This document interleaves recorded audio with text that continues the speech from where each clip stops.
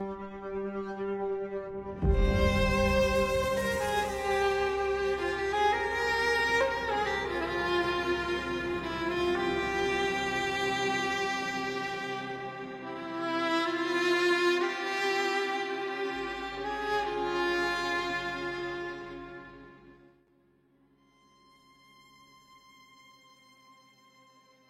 ہم بات کریں گے پرشین امپائر پر۔ پرشین امپائر کو فارسی تہذیب بھی کہا جاتا ہے۔ یہ دنیا میں 7ویں نمبر پر شروع ہونے والی تہذیب ہے۔ یہ تہذیب 559 بی سی ای کے اندر شروع ہوئی اور 331 بی سی ای تک موجود رہی۔ یہ تہذیب ایجپٹ کے مغرب اور ترکی کے شمال میں واقع تھی، جو کہ موجودہ ایران کا علاقہ بنتا ہے، اور اس کی کچھ حدود میں پاکستان اور افغانستان کے علاقے بھی شامل تھے۔ یہ تہذیب اپنے وقت کی دنیا کی سب سے طاقتور تہذیب مانی جاتی تھی۔ فارسی 200 سال سے کچھ زیادہ عرصے تک اقتدار میں رہے اور انہوں نے 20 لاکھ مربع میل تک کی زمینوں کو فتح کیا۔ مصر کے جنوبی حصوں سے لے کر یونان کے کچھ حصوں تک اور مشرق میں ہندوستان کے کچھ حصوں تک سلطنت فارس اپنی فوجی طاقت اور عظیم حکمرانوں کی وجہ سے مشہور تھی۔ انہوں نے صرف 200 سال کی ڈیوریشن میں اتنی وسیع سلطنت قائم کی۔ پرشین امپائر کو اکائمینڈ امپائر بھی کہا جاتا ہے۔ یہ امپائر کئی لیڈروں کے درمیان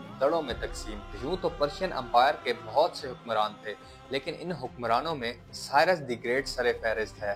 اس کا مشہور کارنامہ یہ تھا کہ جیسے ہی اس نے رول کرنا سٹارٹ کیا تو اس نے پوری سلطنت کو متحد کر دیا، اور ایسا اس نے اسی لیے کیا تھا تاکہ آگے چل کر یہ بابل کو فتح کر پائے، جس کو انگلش میں بیبلون بھی کہتے ہیں۔ اسی لیے سائرس دی گریٹ بعد میں اپنے تمام مقاصد میں کامیاب ہوا، اور جیسا کہ اتفاق میں برکت ہے تو اسی چیز نے آگے جا کر کے سائرس دی گریٹ کو فائدہ دیا، اور سائرس نے لوگوں کو بغیر کسی امتیاز اپنے مذہب کو فالو کرنے کی پوری اجازت دے رکھی تھی، اور سائرس کے انہی اقدامات کی وجہ سے اسے مختلف عقائد اور نسل کے لوگوں میں مقبولیت ملی۔ سائرس کی اس رواداری نے بہت سے آس پاس کے شہریوں کو اپنی طرف متوجہ کیا، کیونکہ دوسری امپائرز نے اس وقت تک اتنی آزادی نہیں دے رکھی تھی۔ سائرس کی حکمرانی کے اندر اس سلطنت نے تیزی سے فتوحات حاصل کی۔ 533 قبل مسیح کے آخر تک یہ مشرق میں ہندوستان پر حملہ کر چکے تھے۔ سائرس کے بعد بھی اس کی اولاد نے جنگوں کے اس کروول پروسیس کو جاری رکھا۔ پرشینز نے اسپارٹنز کے ساتھ بھی جنگ لڑی، جسے گریکو پرشین وار کہا جاتا ہے۔ اس وار میں اسپارٹنز لیڈر تھے اور اپنے الائز ایتھنز کے ساتھ مل کے انہوں نے پرشینز کے خلاف جنگ لڑی۔ اب ہم بات کریں گے پرشینز کی موسٹ امپورٹنٹ چیزوں کے بارے میں۔ اس میں سب سے زیادہ مشہور بات یہ ہے کہ یہ سلطنت اس وقت کی سب سے بڑی سپر پاور مانی جاتی تھی۔ مڈل ایسٹ ان کے عمدہ فن تعمیر کا آج تک ثبوت ہے۔ اس امپائر کا جو سیریمونیل کیپٹل تھا وہ تھا پرزیپولس، اور یہ مشہور تھا اپنے پلرڈ اپاڈانا کی وجہ سے۔ اگر سائنس اور ٹیکنالوجی کی بات کریں تو اینشنٹ پرشیا مشہور تھا سائنٹیفک ڈسکوریز کے لیے، اور ان کی بہت سی کنٹریبیوشنز ہیں میڈیسن، میتھمیٹکس، نیچر اور فلسفی کے اندر۔ پرشینز نے ونڈ پاور مشین بھی انوینٹ کی تھی، اور انہوں نے فرسٹ ڈسٹیلیشن آف الکوہل بھی دیا۔ Darius the great introduced the standard currency. اس کرنسی کو گولڈ ڈیرک کہا جاتا تھا۔ اس کرنسی سے معاشی ترقی میں بہت آسانی ہوئی تھی۔ ان کی بیوروکریسی بہت مشہور تھی، جو بیس کرتی تھی سیٹریپی سسٹم پر۔ مطلب یہ پوری امپائر ڈیوائیڈڈ تھی پروونسز کے اندر اور سٹریپیز کے اندر، اور ہر پروونس کو گورنر چلاتا تھا جسے سٹریپ کہا جاتا تھا۔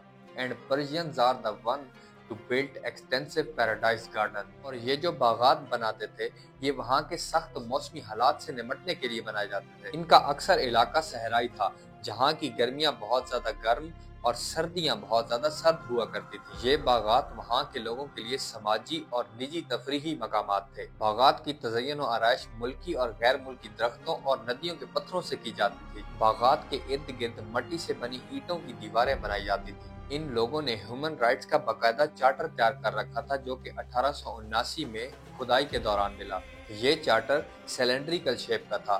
اسے سائرس سلینڈر بھی کہا جاتا ہے۔ اس کی لینتھ 22.5 سینٹی میٹر تھی اور بیکڈ مڈ سے بنا ہوا تھا، جس پر سائرس دی گریٹ نے مساوی انسانی حقوق درج کروا رکھے تھے۔ فارسیوں نے طویل فاصلوں کو کم کرنے کے لیے اور تجارت کی غرض سے رائل روڈ بنا رکھی تھی، جس کی لمبائی 1700 میل تھی۔ انہوں نے رائل روڈ پر مختلف مقامات پر چوکیاں بنا رکھی تھی، جو مسافروں اور قافلوں کی حفاظت کی ذمہ دار تھیں۔ They were also famous for making carpets۔ Persians carpet को ईरानियन रग्स भी कहा जाता है। ये लोग अपनी कालीनों को एक्सपोर्ट भी करते थे दूसरे ममालिक में। दुनिया का सबसे पुराना पेजायरिक कारपेट 1949 में खुदाई के दौरान साइबेरिया के अल्टाई माउंटेन्स से डिस्कवर हुआ। ये कालीन साइबेरिया की मुंजमद जमीन से मिला।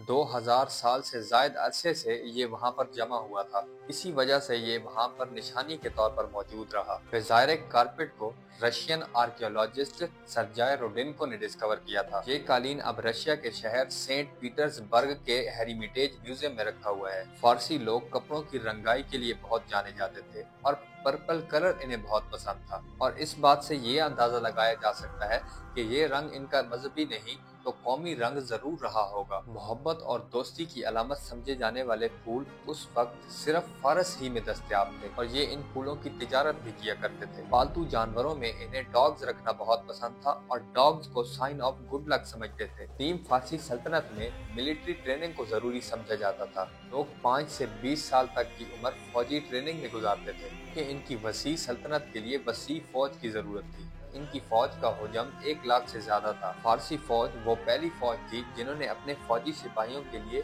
स्पेसिफिक यूनिफॉर्म को सजेस्ट किया था। इन्होंने हर सिपाही को म्यारी वर्दी दी थी।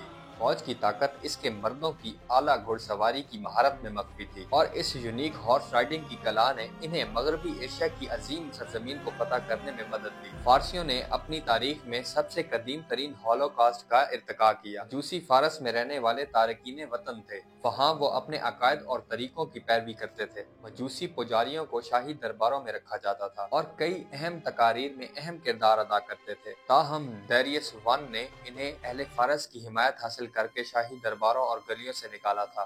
फारस को अक्सर वाइन की जाय पैदाइश भी कहा जाता है। यहाँ के बादशाहों का शाही लिबास बहुत उम्दा हुआ करता था। फारसी बादशाह पजामा नामी पतलून पहनते थे। इनका लिबास रेशम, ऊन और चमड़े जैसे मवाद से बनता था। यहाँ पुरानी फारसी जुबान बोली जाती थी जो संस्कृत से मुमासलत रखती थी। इसे पहलवी भी कहा जाता था और अफगानिस्तान में इसे दरी के नाम से जाना जाता था। कदीम फारस के आला तबके में वालिदैन की पॉलिसियां बहुत सख्त थीं।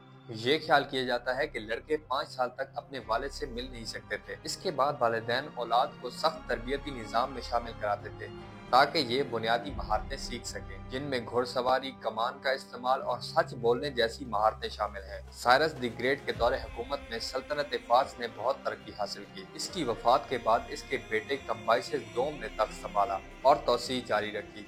तौसीह के साथ एक रस्मी ढांचे की जरूरत महसूस हुई जिसे दाराए अव्वल ने नाफिज किया। सिकंदर आजम वैसे तो साइरस का बहुत बड़ा मद्दाह था, लेकिन आखिरकार इसने फारस सल्तनत की बालादस्ती को तोड़ दिया। 10 साल तक लड़े जाने वाली फैसला कुन जंग में अलेक्जेंडर द ग्रेट ने पर्शियन अम्पायर का तख्ता उलट दिया। अलेक्जेंडर एक ग्रीक रूलर था जिसने पर्शियन अम्पायर को 334 BCE तक मुकम्मल खत्म कर दिया था। So this was the rich history of Persian empire.